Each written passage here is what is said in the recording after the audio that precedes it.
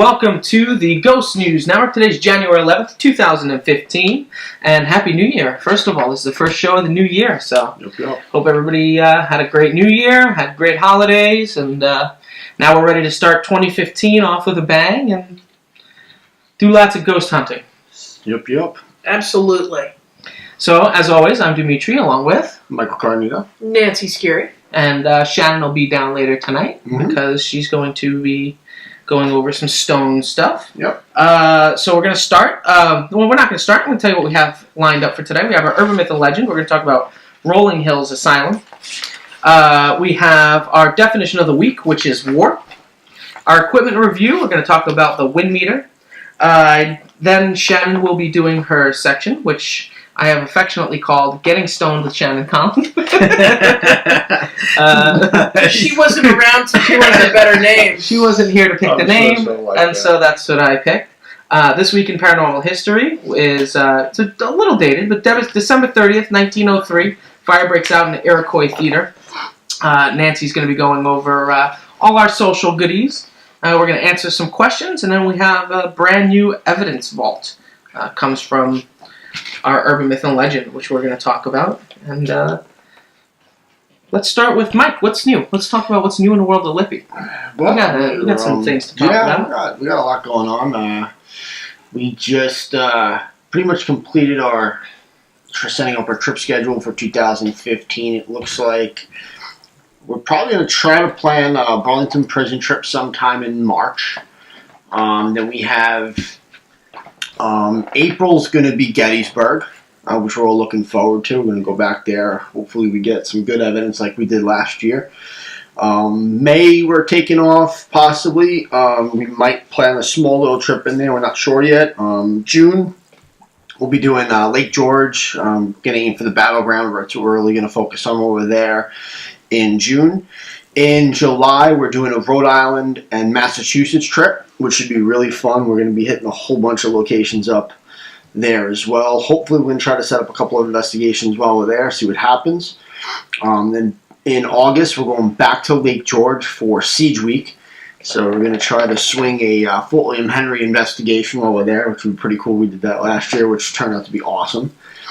September, we don't have anything scheduled right now, but we were talking about possibly doing Fort Mifflin or something like that. October, we're looking to do, we're going to go back to Atlantic City, and we got an in on the Absecon Lighthouse, so it should be a lot of fun. So looking forward to our trip schedule this year. I know we've been also talking, now that we have such a large team, that we're going to be breaking up on Thursday nights when we start going back out again and hitting multiple locations in a night, so it should be really cool. I know we're coming into contact with a lot of new locations on Long Island that we're going to start to check out, so it should be really cool.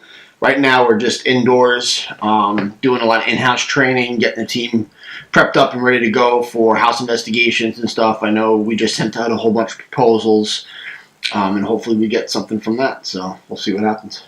But yeah, that's about it so far. Yeah, I know I started doing research on ley lines and started doing research on through the island, and some interesting hits on there that I'd like to check out. Hits some of the locations that we investigate already run through ley lines, so I'm curious to see how one thing could possibly affect the other. Right. So it's pretty cool stuff. Yeah, it should be pretty good. And then, do you want to? Anything else you want to announce? Maybe our investigator of the year? Yeah, we just claimed our investigator of the year is Shannon Collins. She did a really good job in 2014, so she won investigator of the year. We're still waiting on the results for Best of Long Island. We haven't gotten that, and probably I think within a week or two we should probably find out where we stand with that. So. We'll update you guys on that. Otherwise, I think that's about it. Yeah, I think so. Yep, crazy stuff. Yeah, good stuff, too. All right, so now just to jump into it, let's get into Urban Myths and Legends, Rolling Hills Asylum. Rolling Hills Asylum, historical facts. Rolling Hills has a long and tormented history as a former poorhouse, insane asylum, orphanage, and nursing home. Genesee County purchased this property in 1826 and opened its doors to the poor in 1827. They took in paupers, the insane, orphans, transients, unwed mothers, the elderly, and anyone who could not support and care for themselves. They were completely self-sufficient as they farmed on the hundreds of acres owned by the county. By the 1950s, the property was used for a nursing home only. The residents were moved to the new facility in Batavia in 1974. The building sat empty for nearly 20 years when it was then opened in 1992 as Carriage Village, a mall of unique shops. According to Rolling Hills Ghost Hunt, the name was changed to Rolling Hills Country Mall in January 2003 and became a co-op in January 2004. The mall has recently closed. Official records show that 1,750 people are buried on the site at Rolling Hills. Most likely the true number of people buried is much higher. Other location facts about the Rolling Hills Asylum. The east and west wings combined are 65,000 square feet, not including the underground tunnels or outer barns and other small buildings. The corner acreage of 11.87 acres was bought privately from the county by Lori Carlson and her husband, the current Rolling Hills owners of the asylum, which I think changed back in, I want to say probably about 4 years ago. There is a new owner. She sold the property. I don't know who the new owner is at this time. The original Rolling Hills Asylum buildings were built from the late 1790s through early 1800s. The original Rolling Hills Asylum buildings built during the above period are no longer standing. Only a few old barn buildings remain. The current Rolling Hills Asylum West Wing, the Y-shaped building, was constructed in 1938, and the East Wing, the Country Mall Wing, was added in 1958. Paranormal history. Rolling Hills Asylum is very well known for shadows and EVPs, as well as other unexplained phenomena in a number of locations, such as Lori told us that, which is the previous owner, especially between 3 a.m. and 5 a.m. on the first and second floors of the East Wing, shadows are seen.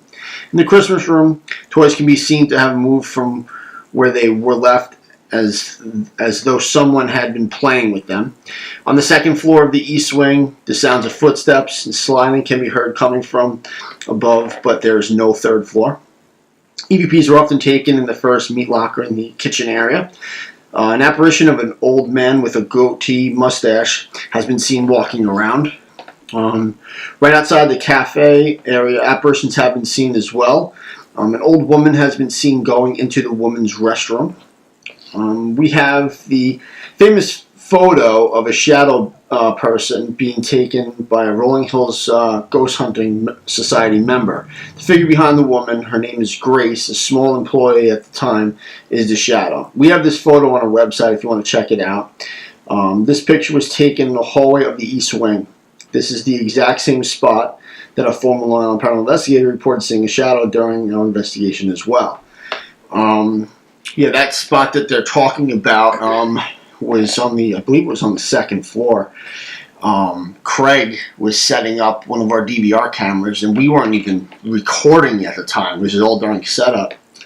And I remember him running down the hallway, yelling, "Holy shit, holy shit," and ran back to HQ, and we're like, well, you know, what happened? What's wrong? And he's like, I was kneeling down, setting up a DVR camera, and right in front of me, whoosh, shadow person ran right in front. He dropped the camera and ran down the hallway. I remember the first night we investigated it. It was very interesting. We had a lot of activity happening. We would be sitting on the second floor. It would be like a group of 5 of us, and we'd ask for responses like, you know, if anybody's here, can you give us 2 bangs? And you'd hear 2 bangs. And this went on for like half an hour.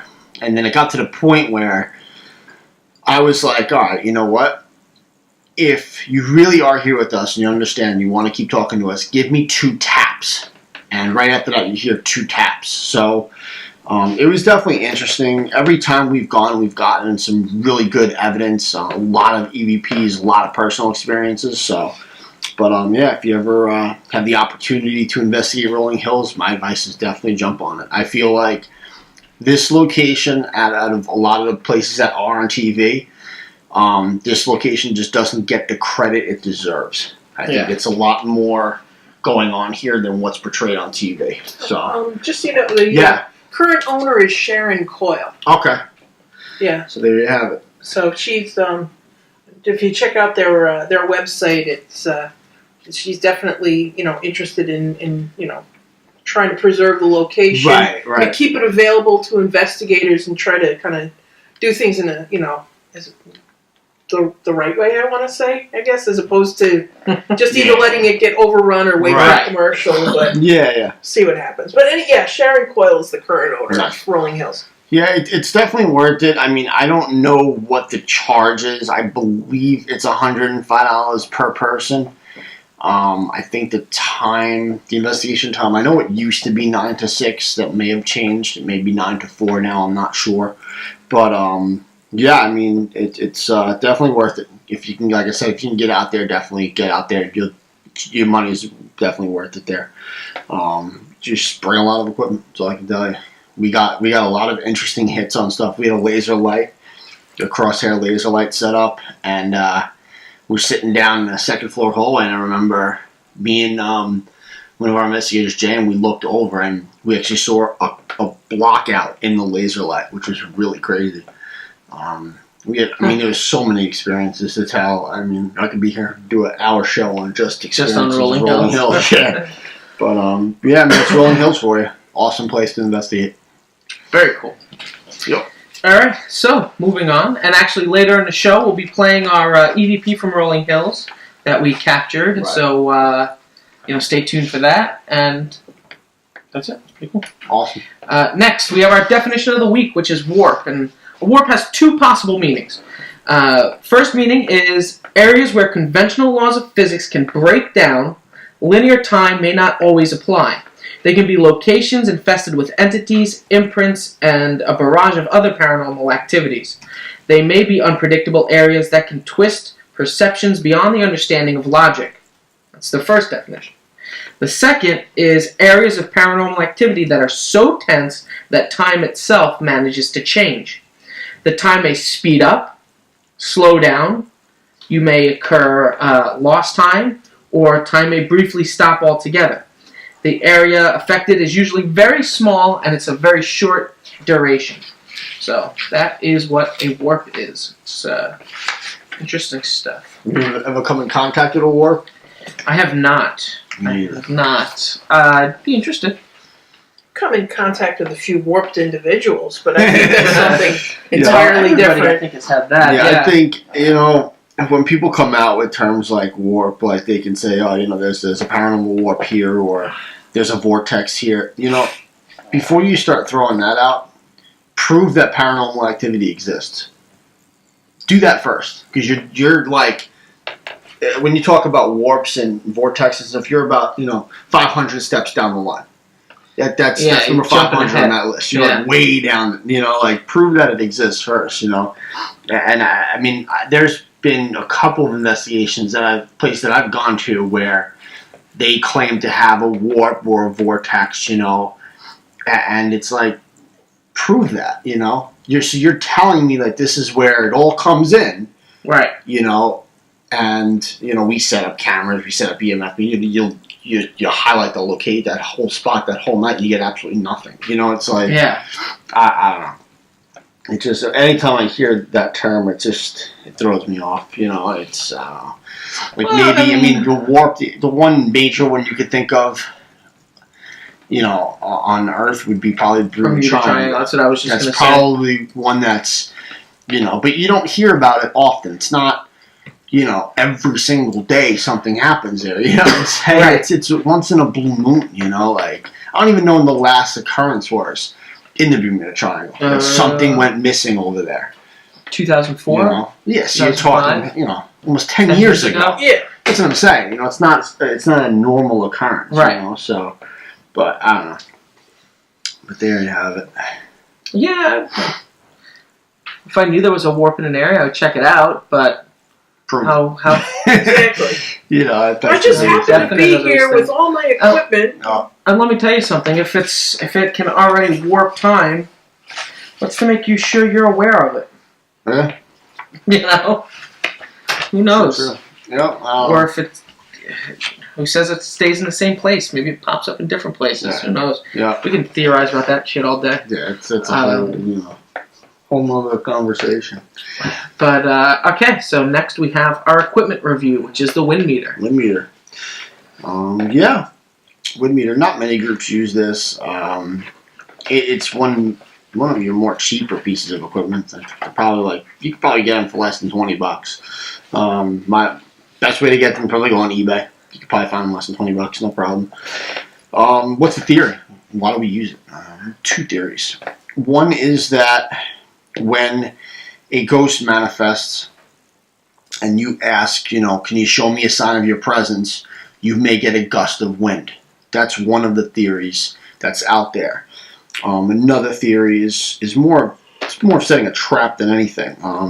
There was a location that we investigated years ago called the Fairfield Inn Marriott. It was in Warwick, Rhode Island. One of the claims on one of the floors was that you would hear a knock on your door. When you open the door, it felt like somebody ran through the hallway, and you get a gust of wind. So if you have the wind meter, you shouldn't really have any gusts of wind coming in a hotel room or a hotel hallway. And if you heard that knock and you had a wind meter and something happened where that wind meter detected some type of miles an hour on wind, that would be pretty interesting. So those are the two theories. One of the biggest things to know, obviously, is the wind speed of the day, wind direction for the day. If there's wind speeds 5 miles an hour with gusts of 10 and you're out in the field, and you're getting 1 or 2, and then all of a sudden 8 miles an hour comes through, and you don't know the current weather conditions, it's completely useless because it probably was just a gust of wind, and you neglected to find out that information. Ghost Weather Station plays a huge part in that role. Every investigation that we go on, right before we do it, we go on the Ghost Weather Station, we log all the data. It has wind speed, wind direction, temperature, all sorts of stuff that we log down. But that's pretty much it. It's really easy to use. It's not complicated. The cool thing about the wind meter is it doesn't just detect wind speed, it detects the direction it's coming from.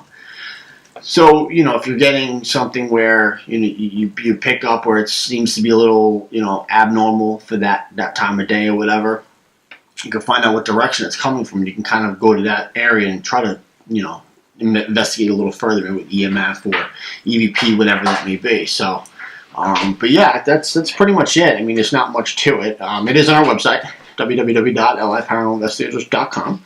Check out our equipment. It's under wind meter. Like I said, you can purchase these probably for less than $20 on eBay. So that's about it. Very cool. Quick sidebar. What? Hi. Hi. Shannon's here. Hi, Shannon. Everyone say hi to Shannon. Hi, Shannon. Hi, Shannon. Everyone on the internet, the entire world is saying hello to you right now. Hi. I was just walking in, and all of a sudden, everyone's here. Quick sidebar, because I'm thinking about it. I was watching a marathon of Ghost Adventures recently. Okay. And they were talking about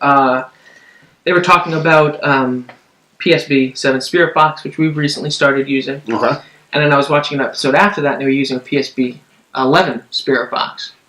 And the difference between the 7 and the 11, the 11 actually travels through FM and AM at the same time. What do you think about that? That's just my question. What do you think about that? I think it's hard enough to try to analyze either FM or AM.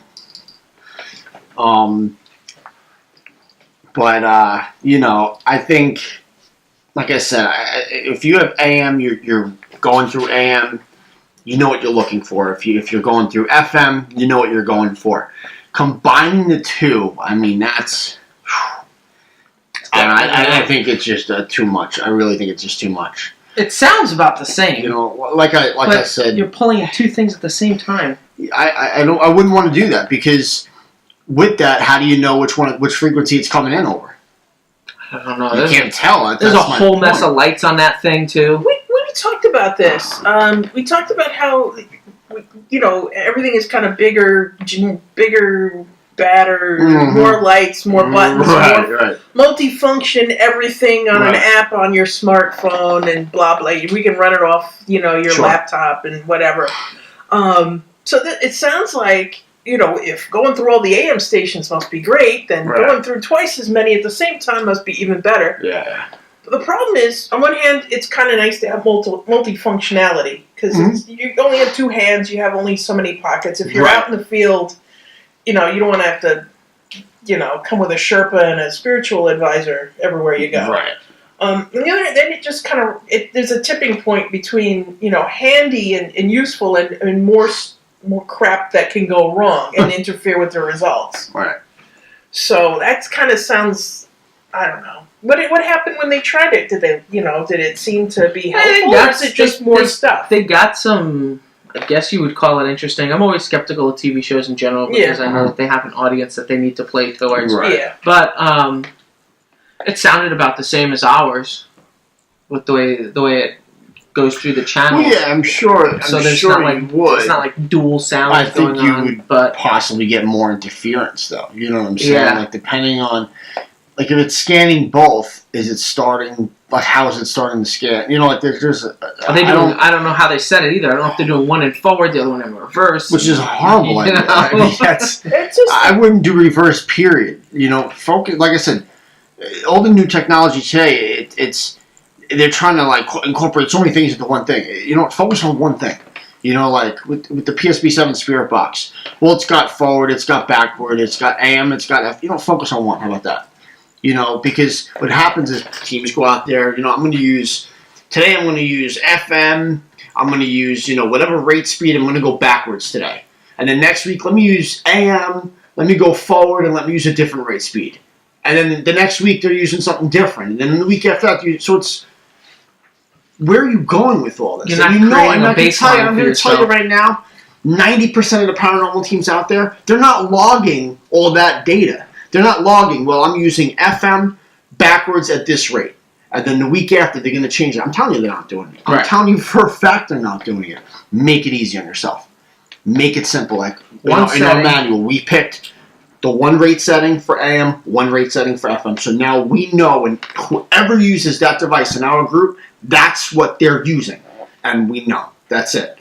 So there's no question about it.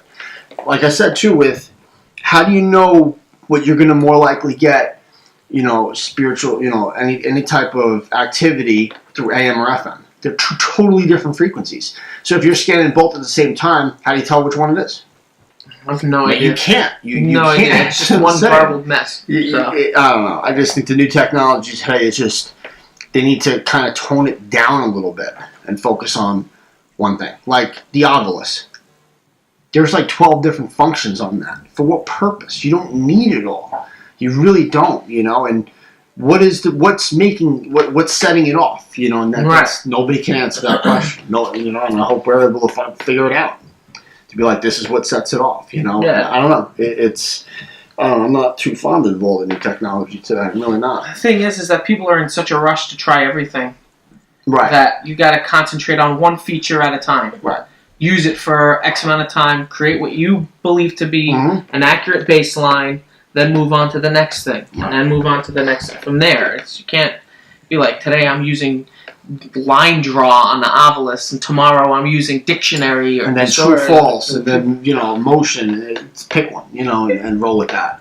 And the thing is, we're not like a bunch of get off my like we're just gonna sit here with a candle and and a piece of tape and scotch tape, and we're gonna figure. But the thing is, we don't know. We're still trying to figure stuff out. Not just us at Lippy, just in general. Yeah. With the paranormal, we don't really know. We have a whole ton of theories. Everybody's got theories, but we're still kind of trying to look for evidence and facts. Right. And so it's easy to get sucked into the whole thing of we don't know what's important, so everything's important and we need it all right now. Right. Because stuff is really random. So you just want to be ready for anything at any time because you just don't know. But it's just kind of easy. It's easy to get sucked in. Yeah. So you just have to slow down. Yeah.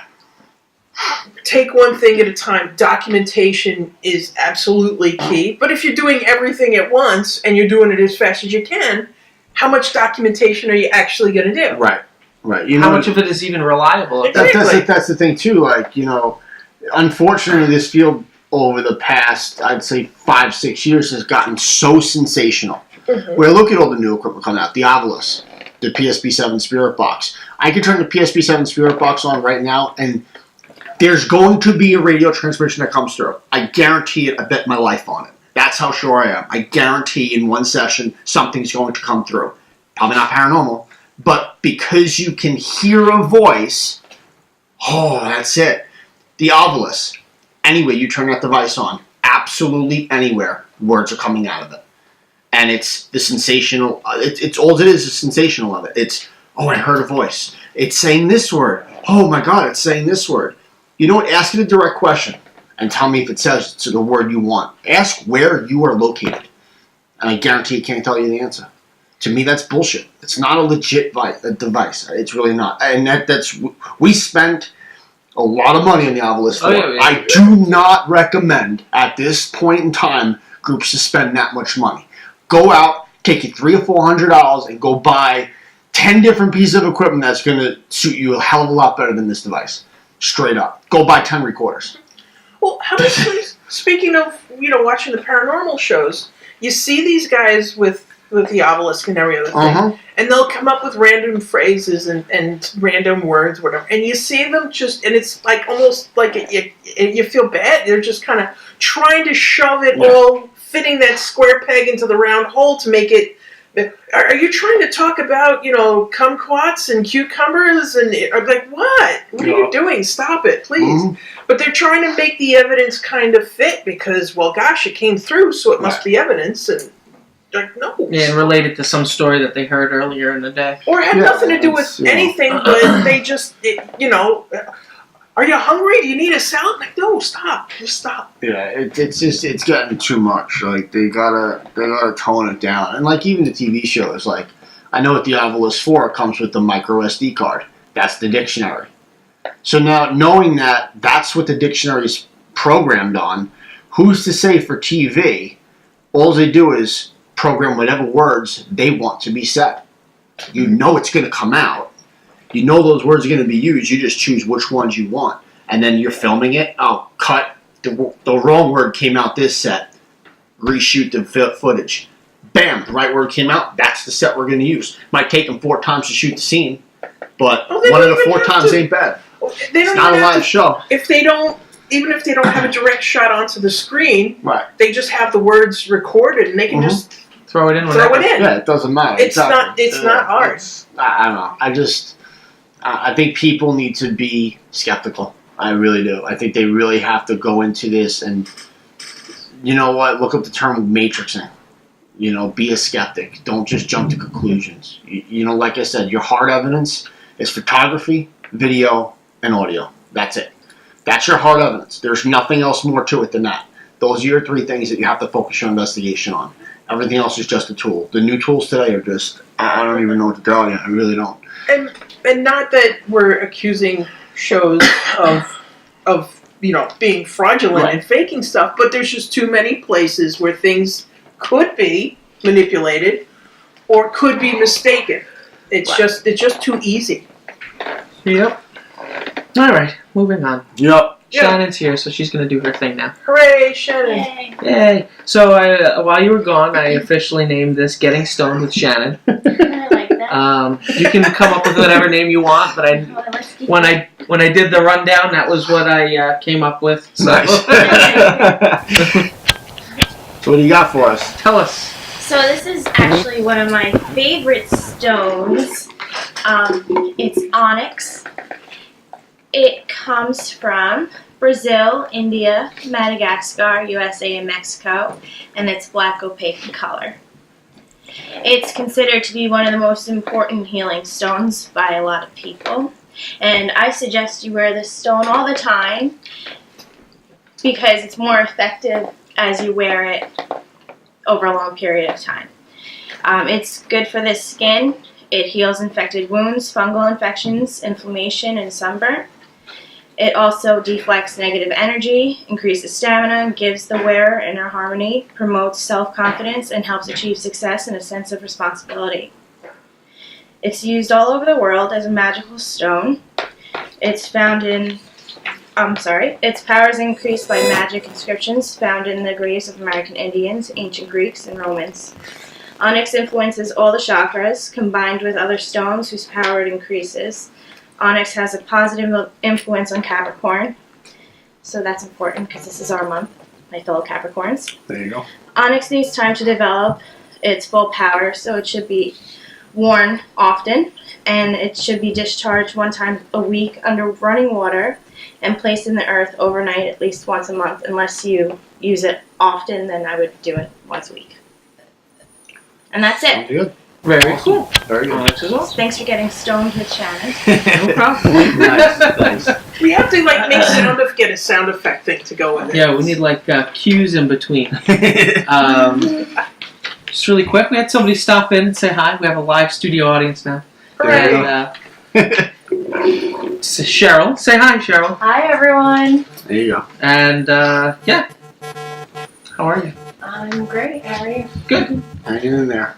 But just to move this along, we have This Week in Paranormal History, which Nancy's going to read the history because she's an English teacher and she reads better than me. And there's a lot of text here. With long words and things. No, That's it's right. Yes. Well, we have all the links for all this great stuff. If you want to read more, just check out our Facebook page and all that good stuff. But anyway, This Week in Paranormal History, December 30th, 1903, fire breaks out at the Iroquois Theater. A fire in the Iroquois Theater in Chicago, Illinois, killed more than 600 people on this day in 1903. It was the deadliest theater fire in U.S. history. Blocked fire exits and the lack of a fire safety plan caused most of the deaths. The Iroquois Theater, designed by Benjamin Marshall in the Renaissance style, was highly luxurious and had been deemed fireproof upon its opening in 1903. In fact, George Williams, Chicago's building commissioner, and fire inspector Ed Laughlin looked over the theater in November of 1903 and declared that it was fireproof beyond all doubt. That's what they said about the Titanic and the Hinden. Yeah, we've heard this before. Anyway, they also noted its 30 exits, 27 of which were double doors. However, at the same time, William Clendenden, editor of Fireproof magazine, also inspected the Iroquois and wrote a scathing editorial about its fire dangers, pointing out that there was a great deal of wood trim, no fire alarms, and no sprinkler systems over the stage. During the matinee performance of December 30th, while a full house was watching Eddie Foy star in Mr. Bluebeard, 27 of the theater's 30 exits were locked. In addition, stage manager Bill Carlton went out front to watch the show with 2,000 patrons, while the other stagehands left the theater and went out for a drink. It was a spotlight operator who first noticed that one of the calcium lights seemed to have sparked a fire backstage. The cluttered area was full of fire fuel, wooden stage props, and oily rags. When the actors became aware of the fire, they scattered backstage. Foy later returned and tried to calm the audience, telling them to stay seated. An asbestos curtain was to be lowered that would confine the fire, but when it wouldn't come fully down, a panic began. It later turned out to be made of paper, so it wouldn't have helped in any case. Soon, all the lights inside the theater went out, and there was stampedes near the open exits. When the back door was opened, the shift of the air surged a fireball to roar through the backstage area. The teenage ushers working the theater fled immediately, forgetting to open the locked emergency exit doors. The few doors that were able to be forced open were 4 feet above the sidewalk, which slowed down the exiting process. Most of the 591 people who died were seated in the balconies. There were no fire escapes or ladders to assist them, and some took their chances and jumped. The bodies were piled 6 deep near the narrow balcony exits. In fact, some people were knocked down by the falling bodies and were eventually pulled out alive from under the burned victims. In the aftermath of the disaster, Williams was later charged and convicted of malfeasance. Chicago's mayor was also indicted, though the charges didn't stick. The theater owners were convicted of manslaughter due to the poor safety provisions. The conviction was later repealed and reversed. In fact, the only person to serve any jail time related to this disaster was a nearby saloon owner who had robbed the dead bodies while his establishment served as a makeshift morgue following the fire.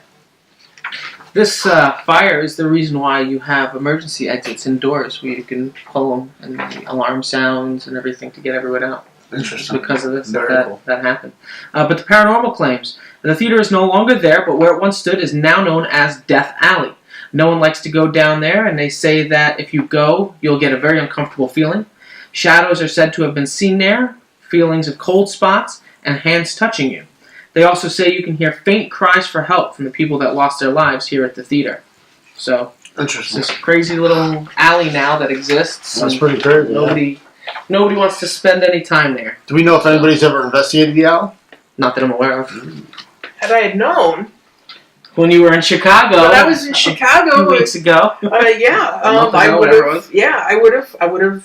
would have gone. However, the fact that the Chicago kind of has a bit of a reputation, a lovely spot, really. I really enjoyed my time there. The most pleasant place you're going to want to go is Death Alley. Yeah, that would have been. But no, a fantastic city, well worth if you can get down there. If you're near there, there is plenty of really creepy paranormal history in Chicago. Definitely worth checking out. Yeah, if anybody has checked out the Death Alley, please send us an email. I'd like to hear about it. I'd like to hear your tales, your experiences, things like that. You can find us on www.liparanormalinvestigators.com. And now, Nancy, you have a social street you have to work. Yeah, I gotta. And we've stopped getting stoned. We're gonna go and get on the street and make it pay. There you go. Okay, so for this week, we're going to talk about the Black Cat of Washington, D.C. We have talked about paranormal animals in the past. This particular animal is a black cat that really haunts some of the government offices in Washington, D.C. What would happen, evidently, when it said Washington, D.C. was originally a swamp. So they had to, a lot of lowlands, had to drain things out. It was farmland. So when they first started building the city, they had a huge rodent problem in the buildings. And of course, you can't have, rats and mice running around. So what they would do was they brought in a bunch of feral cats to hunt the mice. Eventually, the problem was resolved. So workmen took the cats home. But there was one black cat that stayed and just avoided capture and just kind of stayed in the buildings. So now it's known as Washington's demon cat. Building workers and security guards are now used to this strange creature appearing in the building. It's got to the point where it's considered part of Washington history. Many reports claim that this strange animal first appears in the form of a jet black cat that looks no different than any other stray. Whenever the cat is approached or gets near a human, its eyes suddenly take on a rather bright glare that shines so brightly people have to look away. At times, the cat's been known to shift appearance and size, getting as large as as a leopard or a cheetah. The security firm that works some of these buildings have often tried to rid the building of this strange apparition. On more than one occasion, the guards have actually tried shooting the animal. That went well. That goes well. So anyway, then they go and they check the security cameras. Of course, you don't see anything on there. They're just shooting at empty space. Okay, so this the cat. Part of the thing, it's yes, it's an apparition of a cat, but it tends to be an omen of catastrophic events. Right. Paranormal, according the claims include having it spotted before the assassinations of both Abraham Lincoln and Garfield, but just before the Japanese bombed Pearl Harbor, the death of Roosevelt, the shooting of Kennedy, the attempted assassination of Ronald Reagan, and the 9/11 attacks. So that's it. There we are. Damn. Yeah. Good. So it's a death omen. That's nice. So you don't want to see the black cat in Washington, D.C. Wow. If it starts to change shape. You may want to just get stoned instead. So there you are. There you are. On Onyx. Onyx. There you go. Protection stuff. Interesting. Very interesting. So that's wow. So there we have it. Very cool. Very cool. All right, we have a couple of fan questions we're going to answer, and then we have our evidence vault, and that'll be all for today. So, first question is, how and where can I get the equipment that you guys talk about during the show? Well, starting off with the energy loss meter, that's something that's customized by Long Island Paranormal Investigators, and you can buy it right through us. Once we get our e-store up and running, probably hopefully less than 2 months, it'll be up there. In the meantime, if you do want to purchase it, just throw me an email, mike@liparanormalinvestigators.com, and I'll set you up with it. Otherwise, majority of our equipment, believe it or not, comes from eBay. If you go on ebay.com, you could also try a website called lessemf.com. That's another great one. And even the Ghost Hunter store that's located in Burlington, New Jersey. Those are pretty much the 3 go-to places that we get all of our equipment. So, like I said, if you do want any more info on anything, what to buy, what not to buy, just throw me an email, mike@liparanormalinvestigators.com. I'm trying to help you out the best I can. So, there you have it. Very good. Second question, whose ghost would you most like to have a conversation with and why? That's a good question. Wow. Whose ghost would I like to have a conversation with and why? I don't even know. Pick I don't even one. I would probably say George Washington. That's what I'd pick. I have a bunch of questions I'd love to ask him. That would be my pick, though. How about you? Oh, man, I don't know. Tough one, right? Yeah, it is. What does one base it on? Right? Maybe if we're sticking with presidents, I'd probably want to talk to Lincoln. It won't be anything. I just chose. But no. I don't know. I don't know. I got to think about this for a second. Nancy, anybody on top of your head? Let's see. Well, I have. My heart says my grandmother. Okay. I miss her. Sure. I miss her a lot. Sure. I always will. My head is Albert Einstein. I would love to know Let's go on. because he did, he was a theoretical physicist. We're like top 3 smartest guys the planet's ever produced.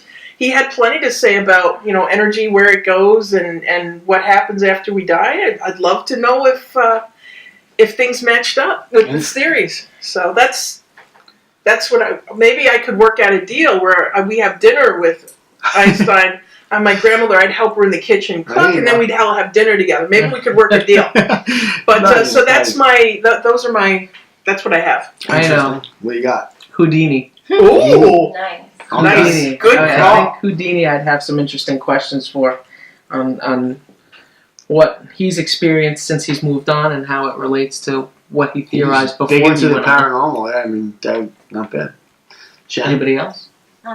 I don't know if I'm going to say his name right, so in front of me, but Nostradamus. No, that was. Oh, yeah. Nostradamus. That'd be. Yeah. That'd be an Yeah. interesting one, I sure. feel like we have a lot in common. Cool, no, that'll be interesting, definitely. But you, Cheryl, Yeah, what you got for who'd you us? talk to? Walt Whitman, maybe. Ooh. I know what the heck is going on in that Mystery area. Yeah. James Hill, Mount James Misery. Hill, Sure, that. sure.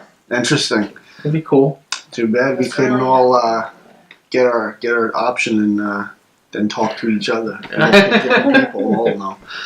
A good question. We'll meet at the same seance point. Yeah, In the middle of Mount Misery. Yeah, right. Between But, sites 2 and 3. definitely a good question. Interesting question. What else we got? Alright, last question is what one piece of advice would you give to someone who's new to ghost hunting?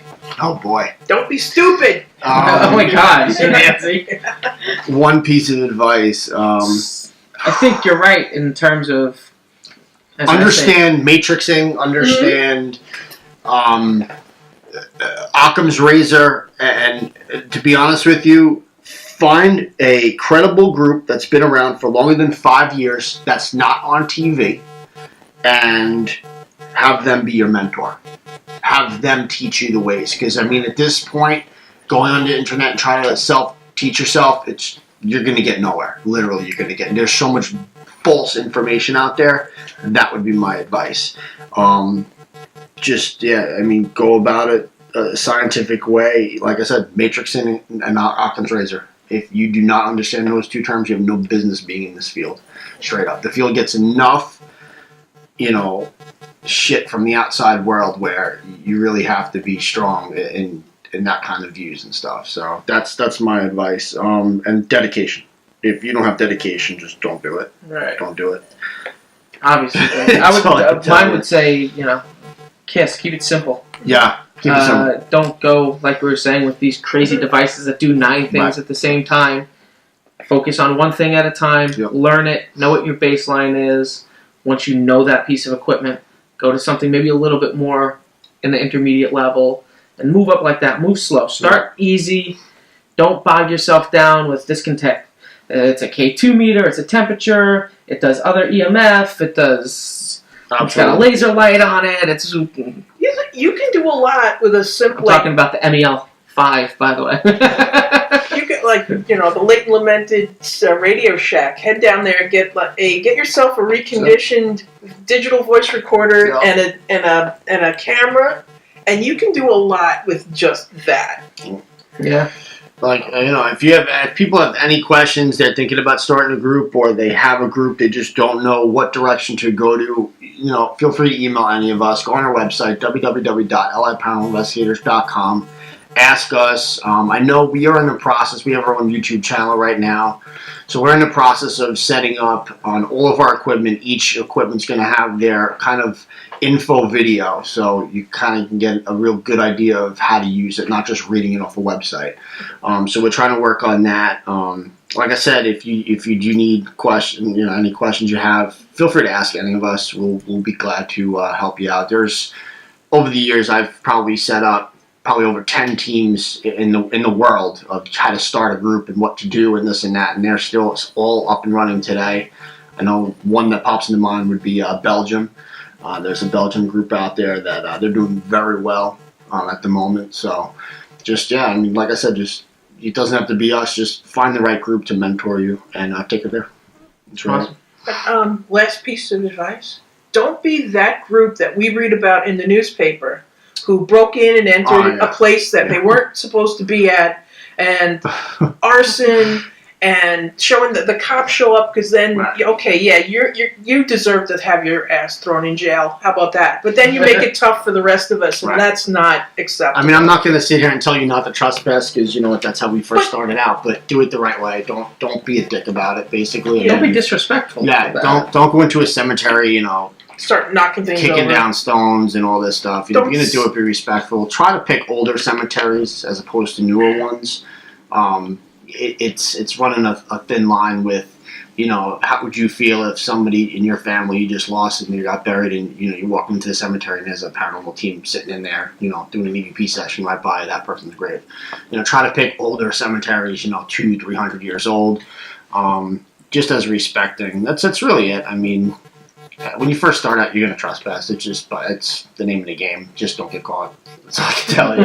Don't get caught. For example, there's a rather large, very famous landmark not far from us, which is currently crawling with cops. Probably not a good idea to go there.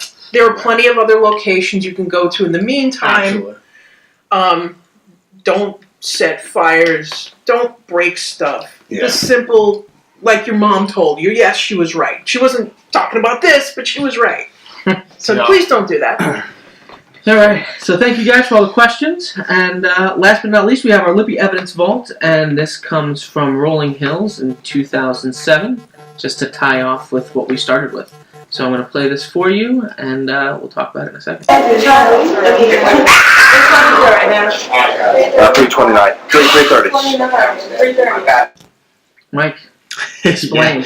It was in like the middle of the investigation. We were taking a break. We were back at we were all back at HQ, so you can hear all of us just talking. And we had our recorders just rolling. We never stopped them. And when we finally did the analysis over this is what we caught. We got this scream. Now, we were in the it was like a cafeteria area, and I think above us or below us was the room for the electrotherapy room, and you hear a scream. So, and when you're listening to it, we'll play it again. None of us acknowledge it at all. So this is not something we heard while we were there. It came out in the analysis. So we'll play it again for you. 329. 330. 3:30. Yeah. It's one of the worst clearing of throats I've ever heard. I know, You were there for that one, yeah. You were definitely there for that. I've heard this. I've heard this bit of evidence, and I still jump every time. Yeah. And there's like almost like the worst bit. You're like, okay, and then there's this scream, and then all of a sudden you're like, in the back, and you're like, ah. Yeah, then you hear that. Yeah, afterwards.